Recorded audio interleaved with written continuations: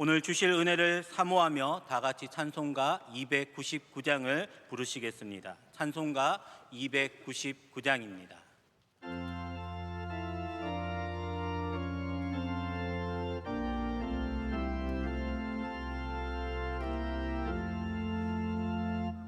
하나님 사랑은 온전한 참 사랑 내 맘에 부어주시사 충만케 하소서. 내 주님 참 사랑 햇빛과 같으니 그 사랑 내게 비추사 뜨겁게 하소서. 그 사랑 앞에는 풍파도 그치며 어두운 밤도 완하니 그 힘이 크도다. 하나님 사랑은 온전한 참 사랑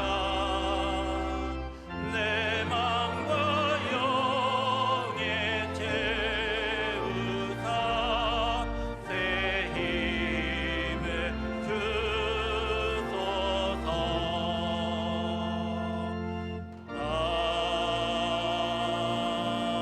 아멘.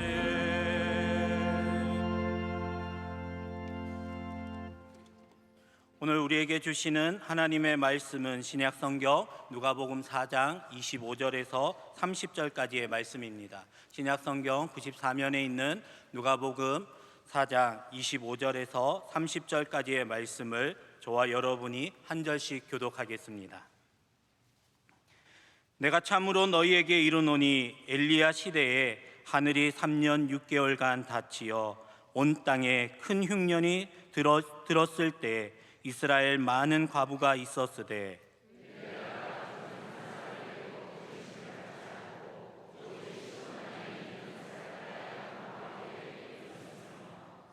또 선지자 엘리야 때에 이스라엘에 많은 나병 환자가 있었으되 그 중에 한 사람도 깨끗함을 얻지 못하고 오직 수리아 사람 나아만 뿐이었느니라.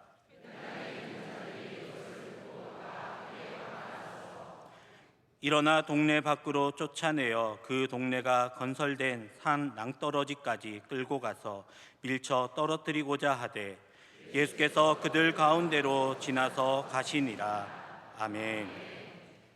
특순 시간입니다. 이아람 이민서 성도와 군 전역자 및 군장병 기도회가 특순으로 이어서 교회 사랑하는 찬양대가 찬양으로 하나님께 영광 돌리겠습니다.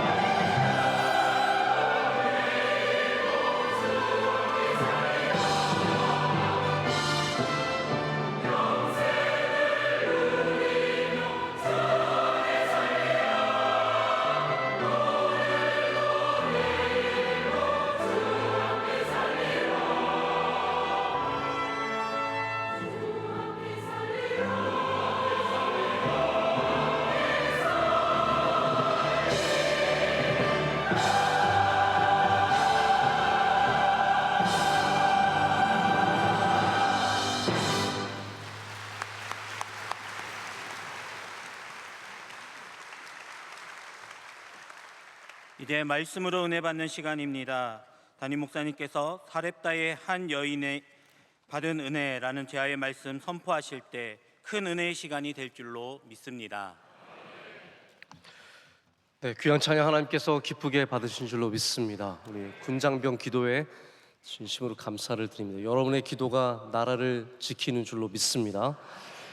그리고 우리 두 분의 유학생 너무너무 감사하고 하나님께서 앞으로도 잘 길러주셔서 귀하게 사용해 주실 줄로 믿습니다. 찬양대 찬양까지 다 하나님께 큰 영광이 된 줄로 믿고 이제는 주님께서 주시는 말씀으로 은혜 받기를 원합니다. 여러분들은 예수님의 복음을 전할 때 그 복음을 받는 대상을 가리십니까? 아니면 어느 누구에게라도 그 복음을 전해야 된다고 생각하십니까? 내 옆에 있는 사람이 인도네시아 사람이니까 내가 인도네시아 사람까지 복음을 전할 필요가 있을까? 이렇게 생각을 하신다든지, 혹은 옆에 부자가 있으면은 복음을 전하지만 좀 형편이 어려워 보이는 사람이 있으면 이런 사람은 교회 안 나와도 되겠지, 혹은 젊은 사람은 전도를 하지만 나이 드신 분은 저분은 언제 돌아가실지 모르는데 하나님께서 알아서 하시겠지, 이렇게 마음을 가지십니까? 우리 대부분은 예수 그리스도의 복음을 전하는 데 있어서 그 대상을 전혀 가리지 않습니다. 나이가 많거나 적거나, 돈을 많이 벌거나 적게 벌거나, 많이 배웠거나 못 배웠거나, 좋은 데 살거나 그렇지 않거나, 유명하든지 않든지, 예쁘든지 못생겼든지, 우리에게 그것은 전혀 상관없는 일입니다. 할렐루야. 상관없는 일이고 상관없어야 합니다. 상관 있으면 안 됩니다. 왜냐하면 복음은 모든 사람을 향한 하나님의 구원의 사랑의 메시지이기 때문입니다. 할렐루야. 자, 그런데 이것이 우리의 기본인데, 당연한 것인데, 초대교회 유대인들은 그렇게 생각하지 않았습니다. 초대교회 수많은 유대교파 유대인들, 크리스천들은 그렇게 생각하지 않았습니다. 복음의 전파에 있어서 매우 소극적이었습니다. 그래서 우리 유대인들에게만 여전히 구원이 있는 것으로 해석을 하고, 유대인들은 귀하게 여기지만 여전히 이방인들은 하찮게 여기는 것이 이 초대교회까지도 이어지는 유대인들의 자세였습니다. 그래서 하나님께서 왜 바울을 부르셨겠습니까? 하나님께서 물론 바울이 여러 면으로 훌륭하고 갖춘 사람이지만, 하나님께서 바울을 부르신 가장 핵심적인 이유는 이방인에게 복음을 전하시려고. 베드로로 안 됩니다. 베드로가 로마의 교육을 받은 것도 아니고 어떤 헬라 문화에 아주 박식한 사람도 아니고, 베드로는 물론 능력의 종이고 좋은 인품을 가지신 분이시고 훌륭한 주님의 제자였지만 이방인들에게 복음을 전하기에는 적합하지 않았습니다. 사람이 다 그런 게 있습니다. 어떤 사역자는 젊은 사람들에게 적합한 사람이 있고, 어떤 사람들은 조금 더 연장자들에게 적합한 사람이 있는 것처럼, 여러분 그렇잖아요. 가수도 그렇잖아요. 가수가 요즘에 젊은 우리 가수들, 어린 가수들, 저는 이름도 몰라요. 성도 몰라요. 이름도 성도 없어요. 무슨 요즘에는 전혀 우리나라 이름은 상상이 가지 않는 그러한 외국 이름 갖고 다 활동을 하고, 그들이 저에게 어떠한 영향이 있느냐? 그렇지 않습니다. 저는 그들의 노래 들어본 적도 없고 들을 생각도 없고, 들으면 이상하고. 그들이 타겟팅하는 계층들이 따로 있습니다. 어린 사람들, 젊은 사람들, 그런 노래 들으면 좋은 사람들. 저는 그래도 제가 비교적 젊다고 생각하는 것은 BTS 들으면 좋더라고요.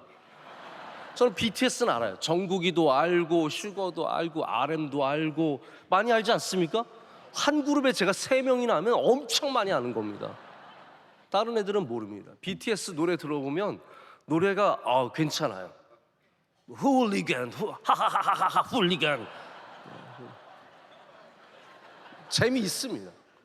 그러나 요즘 애들은 전혀. 그러나 또 제가 반대로 이 어르신들이 좋아하는 노래, 그것도 저한테 잘 안 닿아요. 이런 아주 어려워요. 아주 어려워요. 하나님께서 다 하나님의 뜻에 맞게 주의 종들을 사용하십니다. 그래서 내가 모두에게 다 인기가 있으려고 생각하는 건 굉장히 하나님의 뜻과 어긋나 있는 겁니다. 하나님께서도 사역자를 고르실 때 베드로는 유대인들을 위하여, 바울은 그래서 훌륭하지만 1차 전도여행 끝나면서 바로 바나바랑 깨어지면서 완전히 이방인에게 집중하게 하나님께서 마게도냐로 건너가게 하시는 겁니다. 그 하나님의 다 뜻 안에 있는 거 아니겠습니까?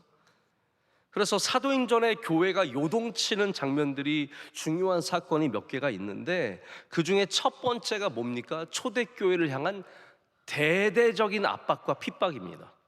이런 조직적인 핍박이 시작이 되면서 사도들이 흩어져 여러 곳으로 나가게 되는데, 그로 인해서 복음이 예루살렘을 떠날 수 있었어요. 왜냐하면 다시 말씀드립니다, 유대인 크리스천들은 애초에 이 복음을 이방인에게 전할 생각이 별로 없었다는 겁니다. 지금 이 유대 땅 안에서 물론 헬라파 사람들이 들어와서 교인들이 될 수 있지만 그들도 헬라파일 뿐이지 다 유대인들인 거예요. 어차피 유대의 뿌리를 갖고 있는 사람들입니다. 그러니까 모든 사도들이 다 유대 사람들을 향해서 마음을 가질 때 하나님께서 흩으신 겁니다. 여러분, 그래서 핍박이 교회를 성장하게 하고 교회를 발전하게 하고 그리고 바깥으로 나갈 수 있는 힘과 기회를 제공합니다. 복음이 겨우 예루살렘을 떠날 수 있었던 이유는 교회가 흔들리고 핍박을 받았기 때문입니다. 유대인들의 성향 자체가 선민의식 때문에 이 복음을 이방인들과 나누는 것 자체에 소극적이었습니다. 지극히 소극적이었습니다. 여러분, 그래서 우리는 교회가 우리끼리 행복하게 지내려고 하는 것이 얼마나 위험한 것인지를 알아야 합니다.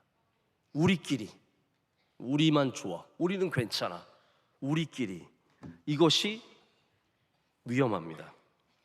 교회는 예수 그리스도의 복음이 우리에게만 주신 선물이 아니라 모든 사람들과 나눠야 하는 선물임을 기억해야 되고, 그래야 멈춰있지 않고 살아있는 거룩한 복된 공동체가 될 수 있습니다. 자, 명성교회가 정말로 건강한 교회가 되려면 우리끼리 행복해서는 안 됩니다. 물론 우리끼리 행사도 할 수 있고 부서끼리 체육대회도 갈 수 있고 가서 야유회 가서 소풍하면서 우리끼리 교제하는 것도 참 중요합니다. 얼마나 귀합니까? 그러나 교회의 가장 중요한 본질은 복음을 전하는 것.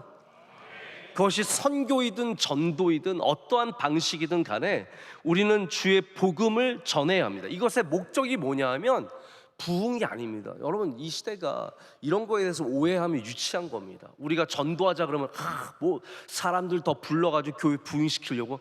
아닙니다. 전도하자는 교회의 본질이에요. 왜 전도하자는 말을 그렇게 고깝게 듣습니까? 지금 화내는 거 아닙니다. 왜 전도하고 선교해야 되는 일을 그냥 교회가 덩치를 불리려고 한다고 생각하십니까? 아닙니다. 교회의 본질이 복음을 나누고, 할렐루야, 전도하고 선교하고 끊임없이 새신자들을 교회 안으로 데려오는 일이 우리의 본질이에요. 여러분, 우리끼리 행복한 교회 되려고 하면 안 됩니다. 사실 우리끼리 행복할 수 있어요? 충분히 행복할 수 있습니다. 여기서 다 해결돼요.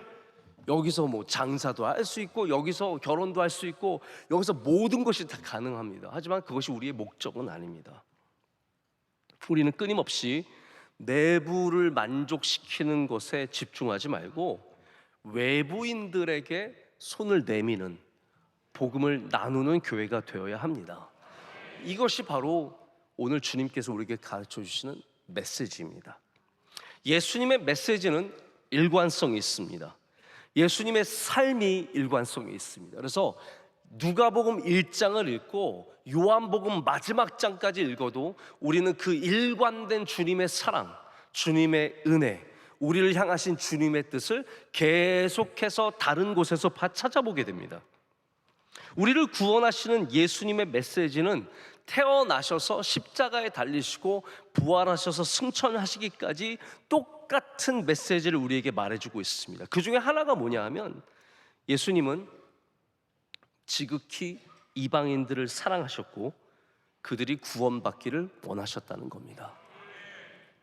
다시 말씀드립니다. 유대인들은 매우 폐쇄적이고 선민의식을 가진 그런 것으로 똘똘 뭉친 민족입니다. 근데 문제는 그들이 특권을 누리는, 예수 하나님께서 택하여 주셨으니까 우리 신명기 말씀도 봤지 않습니까? 하나님께 가까이 함을 얻은 나라가 어디 있느냐는 거예요. 그 정도로 유일한 특권, 전 세계 어떤 나라도 누리지 못하는 그런 민족의 특권을 누리고 있었는데, 그것을 감사하는 것이 아니라 특권을 누리지 못하는 사람들을 차별하고 그들을 낮춰봤다는 것에 대해서 유대인들의 진정한 문제가 시작되는 겁니다. 하나님 그거 시킨 거 아닙니다. 하나님께서 절대로 이방인들 얕잡아 보라는 말씀하신 적 없습니다. 그들을 업신여기라고 하신 말씀도 없습니다. 그런데 유대인들은 자신들은 특권층인 줄 알고, 아주 선택받은 민족인 줄 알고 남들을, 이방인들을 아주 낮춰봤습니다. 여러분, 우리가 만약에 하나님이 주시는 특별한 은혜를 누린다면 그것은 우리의 왕관이 아니라 우리에게 주시는 책임으로 여겨야 합니다. 우리의 트로피가 아닙니다. 내가 돈을 많이 벌었다, 여러분의 트로피 아닙니다. 하나님의 은혜고 그것은 책임이 주어진 겁니다. 그 은혜를 나눌 책임. 여러분에게 좋은 성품을 주셨다, 나는 다른 사람과 비교해서 난 너무 성격이 착해, 혼자 자뻑하지 마시고, 나 괜찮은 사람이라고 혼자 생각하지 마시고 그 성품으로 다른 사람들 섬기십시오. 이게 하나님의 은혜의 핵심입니다. 근데 유대인들은 그것이 왕관이 되어서 철저하게 이방인들을 차별하고 그들을 비천하게 여겼습니다. 하나님은 그러지 않으셨습니다. 율법을 보면 하나님께서는 나그네를 소중하게 여기셨습니다. 나그네가 누구입니까? 뭐 유대인들도 될 수 있지만 어느 누구든 나그네가 될 수 있는 거 아닙니까? 어느 누구든 길을 가다 헤맬 수 있는 것이고, 길을 가다가 놓칠 수 있는 것이고, 어느 낯선 장소에서 힘들게 살아갈 수 있는데, 그 모든 사람들을 하나님께서는 귀하게 섬길 것을 율법을 통해서 가르쳐 주셨습니다. 심지어 여러분 잘 아시겠지만 이스라엘이 처음에 출애굽할 때 같이 나온 사람들 중에 이방인들이 얼마나 많았습니까? 유대인들도 어떻게 보면 순수혈통 아니에요. 우리 대한민국 사람도 우리 순수혈통, 뭐 대한민국, 우리를 한민족 한 피 좋아하시네. 우리 엄청난 다양한 피가 이 안에 섞여 있습니다. 딱 보면 몰라요? 딱 봐도, 누가 봐도 베트남 사람처럼 생긴 사람이 있는가 하면 누가 봐도 몽골 사람처럼 생긴 사람이 있고, 이 사람 왜 미국 사람처럼 생긴 사람이 여기 있지? 제 동생은요, 머리가 완전 갈색이에요. 눈동자가 연한 갈색이에요. 누구 자식인지 모르겠어요. 누구의, 아니 분명히 저랑 똑같은 형제인데 얘는 살도 하얘요. 새하얘요. 그래서 얘가 예전에 미국에 있을 때, 이건 조심스러운 얘기인데, 어디 가야 해서 차를 렌트해야 되는데 나이가 안 되니까 제 운전면허증을 빌려갔어요. 그래서 얌전하게 차를 몰다 돌아와야 되는데 경찰한테 걸렸어요. 그런데 이 경찰이 제 동생을 어떻게 티켓을 끊어줬냐면 백인이라고 끊어줬어요. 에스니시티에 인종에 화이트라고 써놨어. 화이트. 저는 옐로우인데 걔는 화이트예요. 우리나라 수많은 전쟁과 이런 일들을 통해서 이 안에 다양한 족속들이 섞여 있는 겁니다. 한마디로 말해서 꼭 제 동생이 섞였다라는 것이 아니라 이게 다 있다는 거예요. 유대인들도 그렇습니다. 유대인들 절대로 한민족 아닙니다.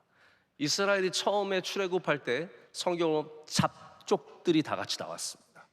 그때 유대인이 되는 길은 함께 탈출하기만 하면, 함께 나가기만 하면, 이게 세례의 원리 아닙니까? 이 출애굽기는 세례와 직결되는 그러한 어날러지라고 하는데, 그렇기 때문에 모든 사람이 다 세례만 받으면 구원받는다는 그 개념이 출애굽기 안에 들어있는, 온갖 잡족들이 다 그 안에 들어있었습니다, 실제로. 그리고 갈렙 같은 사람이 유명한 다른 민족 출신 아닙니까? 그런 사람이 들어와서 유다 족속이, 이건 완전히 다른 예수님의 족보에 이방인들 다 들어가 있지 않습니까? 라합이라고 하는 여리고의 기생이 들어가 있었고, 룻이라고 하는 모압 여인이 들어가 있었고, 별의별 사람들이 다 들어가 있어요. 그런데 유대인들은 철저하게 선민의식을 갖고 살았습니다. 다른 이방인들은 아니라는 겁니다. 지금 누가복음에서 예수님께서는 이방인이 구원의 대상임을 아낌없이 처음부터 말씀하십니다. 하나님께서 너희들 선한 사람들, 선민이라고 생각하는 유대인만 구원하시는 것이 아니라 저 사렙다의 한 과부처럼, 저 나아만 장군처럼 전혀 다른 사람을 사랑하시고, 할렐루야, 부르시고 택하시고 고쳐주시고 구원하시는 분이심을 우리에게 말씀해주고 있습니다. 이것이 예수님의 첫 번째 설교입니다. 누가복음의 저자인 누가가 바로 이 부분을 누가복음에서 계속해서 일관적으로 이어갑니다. 그래서 예수님께서 칭찬하는 사람들 보면 이방인들이 많습니다. 백부장이 하인 고쳐달라고 예수님께 나와서 예수 고쳐, 이만한 믿음을 내가 이스라엘에서 본 적이 없다고 말씀하세요. 예수님은 끊임없이 계속해서 유대인들 건드시는 겁니다. 너희들이 선민이 아닌 거예요. 하나님께서 너희들만 위해서 계시는 분이 아니시라는 거예요. 여러분, 그래서 우리가 하나님 믿게 된 거 감사하게 여겨야 되고요, 우리만 선하고 우리만 옳다고 생각하는 생각을 빨리 버려야 됩니다. 이게 우리가 너무 강합니다. 누가복음과 사도행전은 같은 한 묶음이잖아요. 이게 게다가 이방인에게 주는 편지 아닙니까? 일종의. 그렇기 때문에 이 안에 끊임없이 같은 메시지가 반복해서 나옵니다. 하나님은 이방인들을 사랑하신다. 하나님은 죄인을 사랑하신다. 하나님께서 사람을 택하시고 하나님께서 부르신다. 여기에 주님께서 첫 번째 주시는 이야기가 바로 사렙다의 한 과부의 이야기입니다. 사렙다는 지금의 레바논 해안가에 있는 작은 마을입니다. 이스라엘 땅이 아닙니다. 레바논 저 위의 땅입니다. 적국의 영토이고 이방의 땅입니다. 그런데 시돈 아닙니까? 여기가 예전에 시돈인데 여기는 바알 숭배의 본고장이에요. 여기는 우상이 가득한 곳입니다. 아합 왕을 타락하게 한 이세벨이 시돈 왕의 딸 아닙니까? 정략 결혼하면서 그 이세벨이 우상을 다 이스라엘로 가져와서 그들을 물들게 한 그 시돈이 바로 여기 사렙다입니다. 근데 왜 하나님께서 엘리야를 거기로 보내셨습니까? 열왕기상 17장에 오늘 말씀의 배경이 쭉 나와 있습니다. 3년 6개월 동안 비가 오지 않는 이 극심한 가뭄 속에서 이스라엘이 온 땅이 말라가고 있었습니다. 여러분, 이때 뭐 선지자만 잘 먹고 잘 삽니까? 엘리야도 예외가 아니었습니다. 근데 하나님께서 엘리야에게 말씀하셔서 너는 일어나서 시돈에 속한 사렙다로 가라. 내가 거기에 과부에게 명하여서 너에게 먹을 것을, 음식을 주게 했다라고 말씀하세요. 그래서 엘리야가 여기 이 시돈까지 올라가서 사렙다에 가니까 성문에 이르렀을 때 한 여인이 나뭇가지를 줍고 있었습니다. 엘리야가 말했습니다. 저 물 한 그릇만 갖다 주시오. 여인이 물을 가지러 갔다 왔는데 엘리야가 이게 참 뭐 속옷 주니까 겉옷 달라고 물 갖다 주니까 뭐라고 엘리야가 말하면 이젠 떡도 하나 달라 그럽니다. 떡 좀 가져와라. 그때 이제 이 여인이 솔직하게 대답하죠. 당신의 하나님, 제가 봤을 때 이 사렙다 과부가 정말로 하나님을 믿었던 사람인지 잘 모르겠습니다. 당신의 하나님이에요. 당신의 하나님 여호와께서 살아계심을 두고 맹세하노니 나는 떡이 없고 다만 통에 가루 한 줌과 병에 기름 조금뿐이라. 내가 나무 2개를 줍고 돌아가서 나와 내 아들을 위해서 음식을 만들고 그리고 그 후에는 죽으리라. 지금 이 여인은 정말로 마음을 먹고 나무를 줍고 있었습니다. 이게 마지막 식사다. 내 인생의 마지막 식사다. 이거 먹고 나와 내 아들은 죽는구나. 도울 사람도 없고, 아니 도울 수 있는 사람도 없고, 그런 상태에서 엘리야가, 저는 목사로서 제가 이런 말 못할 것 같아요. 근데 엘리야는 하나님께서 시키셨기 때문에 본인이 음식을 뺏어 먹으려는 것이 아니라 오직 하나님께 순종하기 위해서 이 여인에게 먹을 것을 가져오라고 합니다. 그 마지막 나무 2개로 그 떡을 구워다가 바치죠. 떡 한 개를 내게 만들어와 내게 바쳐오고 그 후에 너와 내 아들을 위하여 만들라. 그러면서 하나님의 말씀을 전합니다. 이스라엘의 하나님 여호와의 말씀이 나 여호와가 비를 지면에 내리는 날까지 그 통에 가루가 떨어지지 아니하고 그 병에 기름이 없어지지 아니하리라. 여러분 놀랍지 않습니까? 이거 해주시려면 이스라엘 사람한테 해주시면 안 됩니까? 이거 정말 이스라엘의 잘 믿는 과부한테 해주시면 안 됩니까? 근데 하나님께서는 수많은 어려운 홀로 된 여인들 사이에서 가뭄으로 고통받는 수많은 사람들이 있는 가운데서 이 이방 여인에게 바울을 숭배하는 땅 시돈에 있는 한 과부에게 엘리야를 보내십니다. 여러분 이것이 지금도 갖고 계신 하나님의 마음입니다. 우리는 예수님 믿는 우리가 다 귀하다고 생각하지만 하나님은 저 이슬람 땅에 있는 저 알라를 숭배하는 이름 모를 한 연약한 여인을 사랑하신다는 겁니다. 그게 복음 아닙니까? 여러분 우리가 언제 자격이 있어서 사랑을 받았습니까? 언제 자격이 있어서 하나님의 은혜를 받았습니까? 반대로 여러분 그래서 우리가 갖는 소망은 뭐냐면 내가 이렇게 형편없지만 하나님이 은혜 주실 수 있겠구나, 그런 믿음을 가지셔야 돼요. 그래서 뭐 교회 내가 충성했으니까 뭐 받겠지, 내가 교회 헌금 이번에 많이 했으니까 뭐 받겠지, 이런 생각만 하지 마시고요. 우리 하나님은 사랑이 많으신 하나님이시기 때문에, 은혜의 하나님이시기 때문에 내가 이렇게 죄가 많고 우리 집안이 이렇게 형편없고 그래도 하나님께서 나에게 은혜 주실 수 있다. 이 가뭄의 때에, 지금 어려운 때 아닙니까? 뭐 환율이 1,600원이 되고 지금 저희 뭐 여러 가지 선교의 일들에 대해서 부담감이 많이 생기는 때입니다. 환율이 우리에게 미치는 영향이 정말로 큽니다. 뭐 다양한 방식으로 이 나라가 어렵고 힘든 이때에 우리가 살아갈 때 하나님의 은혜가 있음을 잊지 마시기를 축복합니다. 그래서 이 여인이 정말 비 오는 그때까지, 음식을 다시 얻는 그날까지 그 아들과 함께 살아남게 됩니다. 선지자들은 원래 극도로 상징적인 행동을 합니다.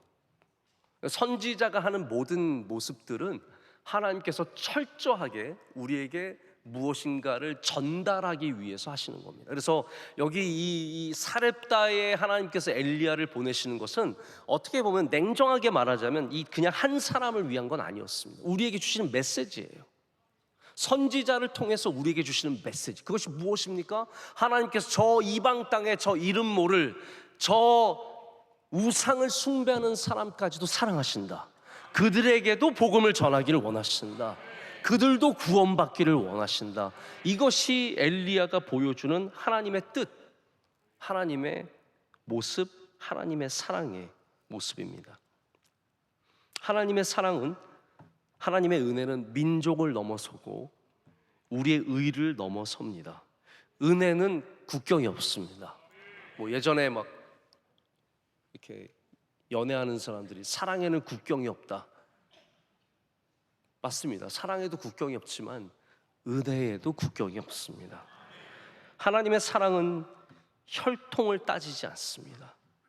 하나님이 보신 것은 그녀의 민족만, 어느 민족이냐가 아니라 그녀의 형편과 그녀의 필요였으며, 정확하게 말하자면 하나님께서 이것을 우리가 알기를 원하시는 겁니다.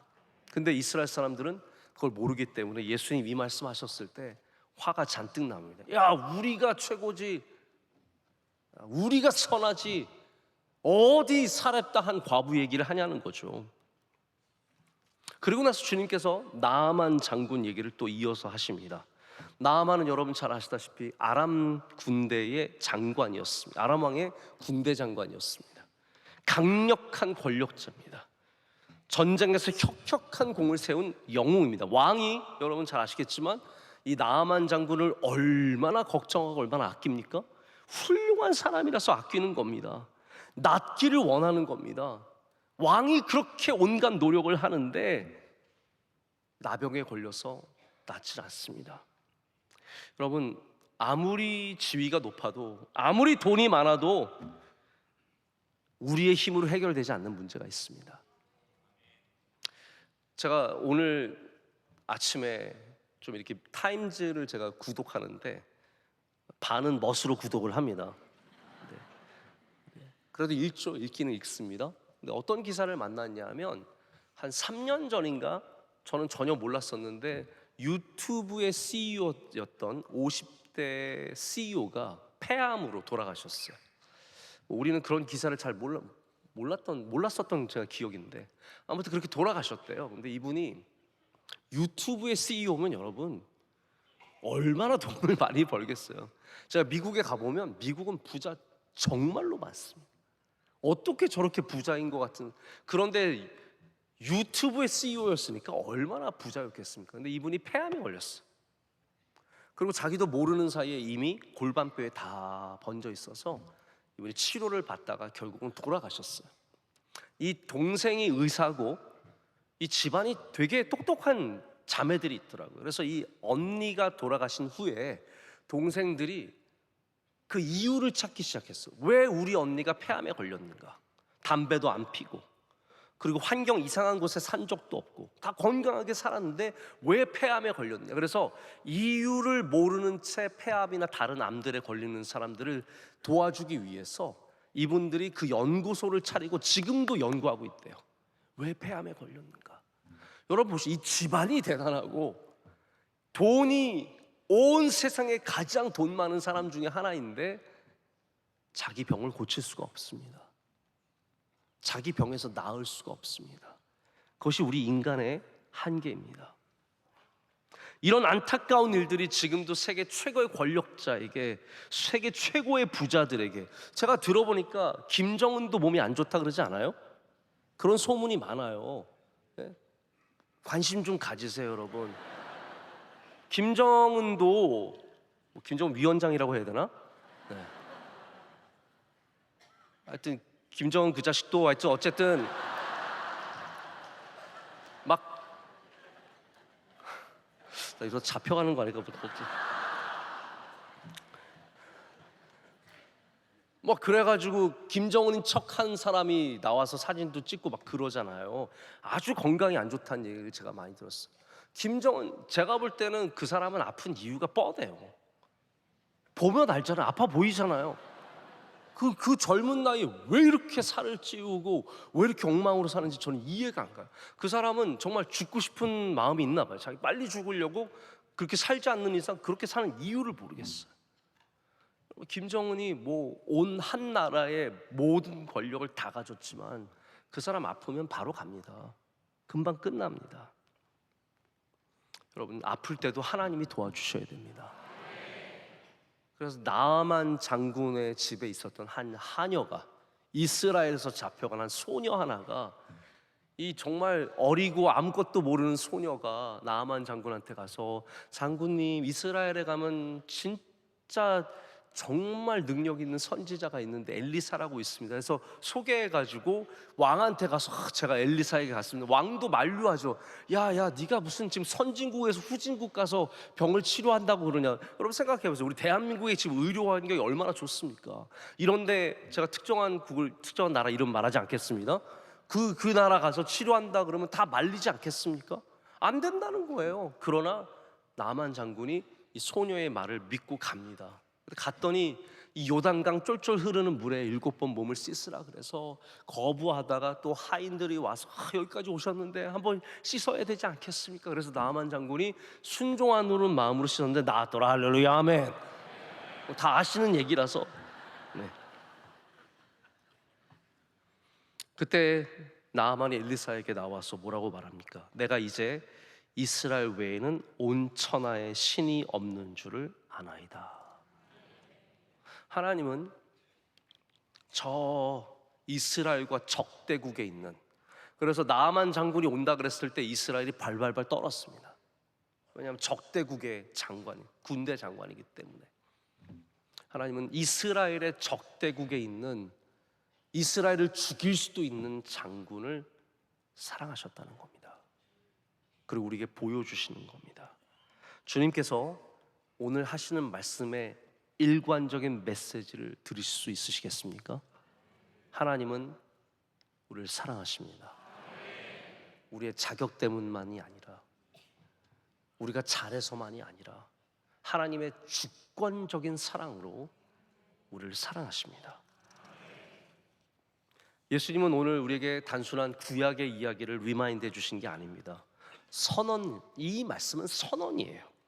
내가 온 것은 너희만을 위한 것이 아니라 사렙다 과부 같은 희망이 없는 사람들, 나아만 장군 같은 자기의 자아를 내려놓고 말씀을 순종하는 사람들에게로 가기 위해서 오셨다라고 말씀하시고, 그것이 주님께서 우리에게 보여주시는 예수님의 삶입니다. 백부장의 믿음 앞에서 그의 하인을 고쳐주시고, 수로보니게 여인을 불쌍히 여겨주시고, 이게 다 주님의 모습 아닙니까?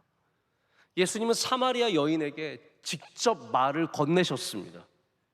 유대인들이 상종조차 하지 않는 이 사마리아 사람을 먼저 만나 주셨습니다. 사람들이 다 정죄하는 세리장 삭개오의 집에 가셔서 그들과 함께 식사를 하셨습니다.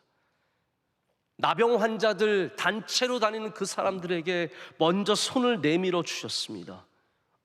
저주받은 사람들, 사람들이 인간 취급하지 않는 사람들, 그들 앞에서 주님은 항상 걸음을 멈추시고 그들과 함께 하셨습니다. 여러분, 복음은 완벽한 사람들을 위해서 존재하지 않습니다. 연약한 사람들을 위해 존재하고 우리 같은 죄인을 위해 존재합니다. 이것이 누가복음이 전하는 복음의 핵심적인 메시지입니다. 여러분, 우리 다 사렙다 과부처럼 나뭇가지 2가지 들고 마지막 바닥에 남아있는 가루 하나 의지하여 집으로 돌아갈 때가 있습니다. 우리 인생 중에 의지할 곳이 하나도 없을 때가 다가오고, 그런 일들이 비일비재합니다. 나아만처럼 다 가진 것 같지만 절대로 아무것도 할 수 없는 상황이 닥쳐올 때도 있습니다. 여러분, 그때 우리에게 있는 유일한 소망은 예수 그리스도밖에 없습니다. 나뭇가지를 들고 있지만 나뭇가지가 우리의 소망이 아닙니다. 깡통에 들어있는 가루가 우리의 소망이 아닙니다. 예수 그리스도께서 유일한 소망이 되어주시고, 지금도 온 세상에 주님께서 소망이 되어주시는 줄로 믿습니다. 우리는 그 소망을 전하는 사람들입니다. 마땅히 전해야 되고, 반드시 전해야 되고, 누구에게든지 전해야 합니다. 말씀을 맺습니다. 오늘 회당에서 예수님의 말씀을 들은 사람들의 반응이 무엇이었습니까? 분노하여서 예수님을 낭떠러지에서 밀어 뜨리려고 예수님을 밀고 나가기 시작합니다. 여러분, 교회 안에서 복음을 잘못 받아들이면 이렇게 예수님을 낭떠러지로 밀고 가는 사람들이 되기 쉽습니다. 우리만, 여기만, 선한 사람들만, 착한 사람들만. 오늘 저녁 예배 나온 사람, 여러분 얼마나 좋아요. 그러면 수요 저녁 예배 나온 사람들만 구원받는다. 아싸, 우리 가족들 다 왔고 해결된 거 아닙니까? 아니라는 겁니다. 여러분, 복음의 진정한 기쁨은 우리만 구원받았다는 것이 아닙니다. 모두가 구원받는 것이 복음의 진정한 기쁨이며, 우리가 바로 그렇게 복음을 흘려보내는 사람들 되어야 할 줄로 믿습니다. 우리 교회 안에 넘쳐 흐르는, 뭐가 또 문제래요? 또 넘쳐 흐르는 이 복음의 샘물이 여기서만 먹고 해결하는 샘물이 아니라, 우리끼리 여기 온천 나오니까 온천을 만들어서 여기서 몸 지지고, 여기서 좋은 물, 알칼리 물 나오니까 서로 한 잔씩 마시면서 우리 이 생수가 끊이지 않게 하여 우리끼리 다 해결하는 그런 곳이 아니라, 여러분, 이 물물이 세상을 살리는 우물물 되기를 원합니다.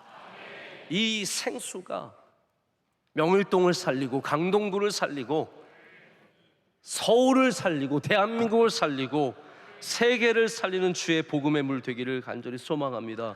그 일을 위해서 다시 한번 주님의 이 메시지를 우리의 마음으로 받아들이고 더욱더 복음을 나누며 전하며 살아가는 저와 여러분 되기를 간절히 소망합니다. 함께 찬양하고 기도하는 시간 갖겠습니다. 찬양할 때 우리 그 사랑 함께 찬양하겠습니다.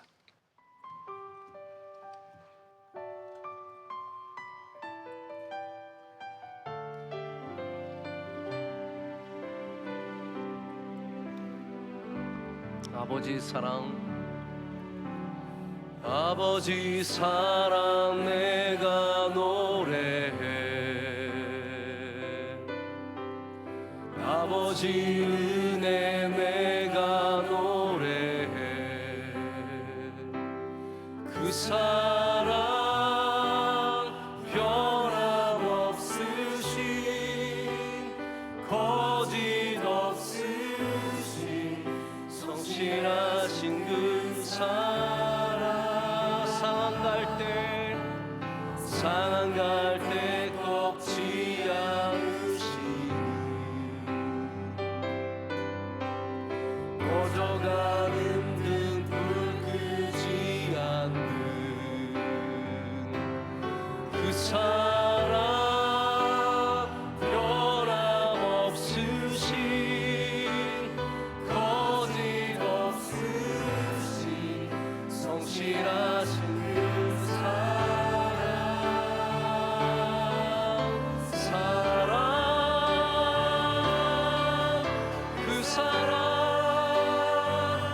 날 위해 주신 날 위해 다시 사신 예수 그리스도 다시 오신 그 사랑 죽음도 생명도 천사도 하늘의 어떤 권세도 끊을 수 없는 영원한 그 사랑 예수. 다시 한번 하겠습니다. 아버지 사랑, 아버지 사랑 내가 노래해. 아버지 은혜 내가 노래해. 그 사랑 변함없으신 거짓 없으신 성실하신 그 사랑 상한 갈 때 꺾지 않으시고 꺼져가는 등불 끄지 않는 그 사랑 변함없으신 거짓 없으신 성실하신 그 사랑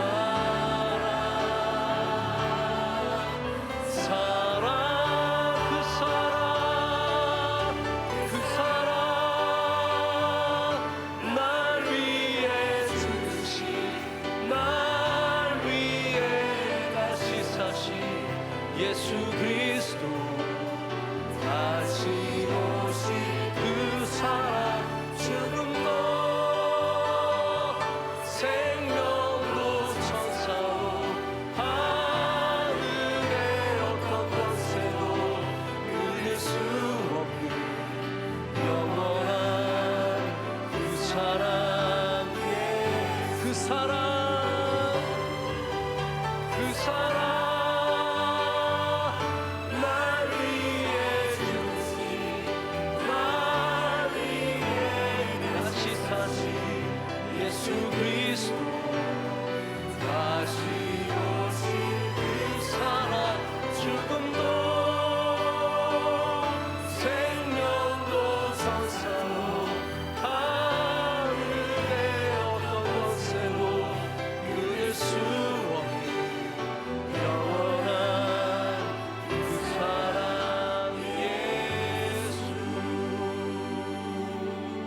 모든 영광 감사 주님께 올려드리며 우리를 사랑하시는 예수 그리스도의 크신 은혜와 하나님 아버지의 크신 사랑과 성령님의 임재하심과 역사하심이 주의 복음을 사모하며 주의 복음을 들고 세상으로 나아가는 모든 사랑하시는 주의 종들 가운데 이제로부터 영원토록 함께 하시기를 간절히 축원하옵나이다. 아멘.